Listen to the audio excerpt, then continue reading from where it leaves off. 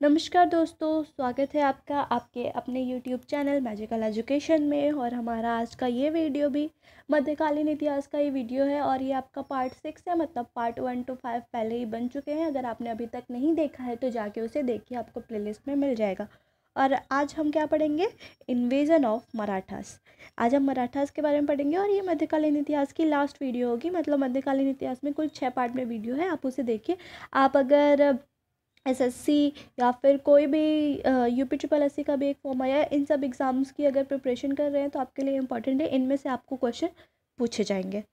तो चलिए शुरू करते हैं। और शुरू करने से पहले अगर अभी तक आपने कुमार केतन सर को अनअकैडमी पे फॉलो नहीं किया है तो आप प्लीज़ अनअकैडमी पे उन्हें फॉलो करिए। IIT JEE की अच्छी कोर्सेस उन्होंने वहाँ बना रखी है। अगर आपके कोई भी छोटे भाई बहन दोस्त या रिश्तेदार IIT JEE की प्रिपरेशन कर सकते हैं तो आप उन्हें ये रिकमेंड कर सकते हैं कि उन्हें फ़िज़िक्स की अच्छी नॉलेज मिल जाएगी अनअकैडमी ऐप पे कुमार केतन सर को फॉलो करने से। आप अनअकैडमी ऐप पे कुमार केतन सर्च करिए और वहाँ पे ID आएगी, आप वहाँ पे उन्हें फॉलो कर लीजिए। और अगर अभी तक आपने हमारे YouTube चैनल को सब्सक्राइब नहीं किया है तो आप हमारे YouTube चैनल को सब्सक्राइब करिए। अगर आप हमसे किसी भी सोशल मीडिया पे जुड़ना चाहते हैं तो उसकी लिंक्स यहाँ दे रखी हुई हैं। अगर आपकी कोई भी क्वायरीज हो तो आप हमें ईमेल कर पूछ सकते हैं या आप हमें कमेंट कर भी पूछ सकते हैं। अगर आप हमसे टेलीग्राम पे जुड़ेंगे तो आपको वीडियो की PDFs मिल जाएंगी। जो भी वीडियो अभी बन रहा है, इसके पहले जो भी वीडियो बना है, सारी PDFs टेलीग्राम पे अवेलेबल है। और अगर आप टेलीग्राम पे नहीं है तो आप हमें व्हाट्सएप के ग्रुप में भी जुड़ सकते हैं, वहाँ भी आपको सारी PDFs मिल जाएंगी। तो चलिए स्टार्ट करते हैं। Invasion of Marathas. सबसे पहले फाउंडर कौन? शिवाजी। तो अब हम शिवाजी के बारे में थोड़ा पढ़ेंगे। इनके टीचर समर्थ रामदास। याद रखने वाली चीज़ है, ये सब कोई समझाने वाली चीज़ नहीं है। शिवाजी के टीचर कौन? समर्थ रामदास। अब आप ये बोलेंगे कि समझाती नहीं है आप, तो अब समर्थ रामदास इनके टीचर का नाम है, इसमें समझाने जैसी कोई बात ही नहीं है। फादर शाहजी भोसले और माता इनकी जीजाबाई। टीचर और प्रोटेक्टर कोंडादेव। अब जो शिवाजी थे उन्होंने सूरत को 2 बार लूटा। और ये बहुत ज़्यादा इम्पॉर्टेंट चीज़ देखिए, शिवाजी का जो मंत्रिमंडल था उसे अष्टप्रधान कहते थे। शिवाजी के मंत्रिमंडल को अष्टप्रधान कहते हैं। ये बात याद रखिएगा कि किसके मंत्रिमंडल को अष्टप्रधान कहते हैं, तो शिवाजी के मंत्रिमंडल को अष्टप्रधान कहते हैं। और जो अष्टप्रधान था उसका पेशवा यानी कि PM, मतलब जो हेड है वो कौन थे? बालाजी विश्वनाथ। और जो बालाजी विश्वनाथ थे, शिवाजी के अष्टप्रधान के जो पेशवा थे बालाजी विश्वनाथ, इन्हें ही सेकंड फाउंडर ऑफ मराठास भी कहते हैं। शिवाजी को राजा की उपाधि किसने दी थी? तो शिवाजी को राजा की उपाधि औरंगजेब ने दी थी। ये बात भी आप याद रखिएगा कि औरंगजेब ने शिवाजी को राजा की उपाधि दी थी। कैपिटल यहाँ पे नहीं लिखा है तो आप मुझे बताएंगे कि कैपिटल क्या था। पेशवा प्रथा ब्रिटिशर्स ने बाजीराव द्वितीय के काल में ख़त्म कर दिया था। अब आपसे पूछेगा एग्जाम में, पेशवा प्रथा कब ख़त्म हुआ?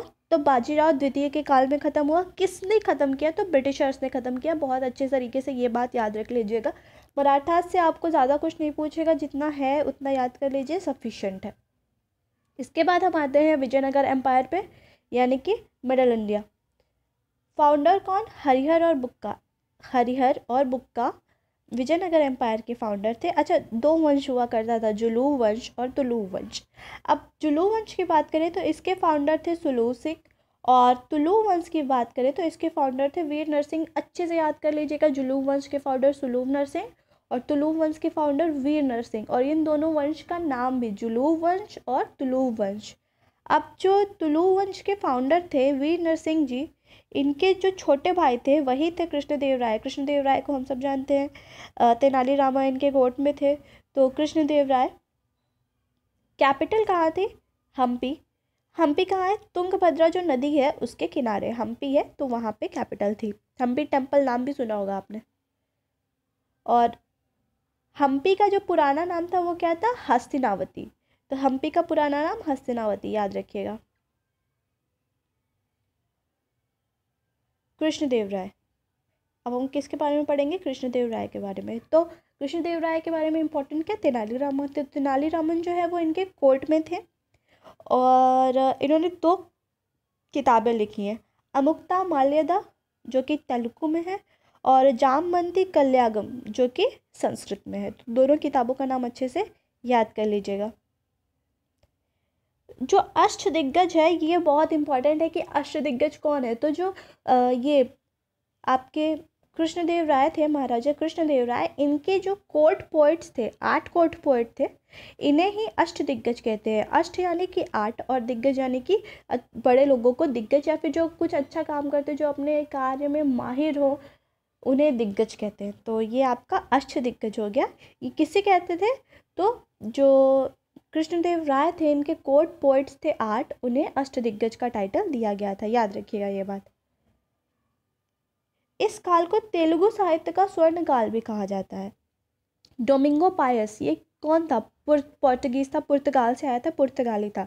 आपसे पूछेगा कि डोमिंगो पायस कहाँ से आया था? तो पुर्तगाल से आया था, ये पोर्तुगीज था।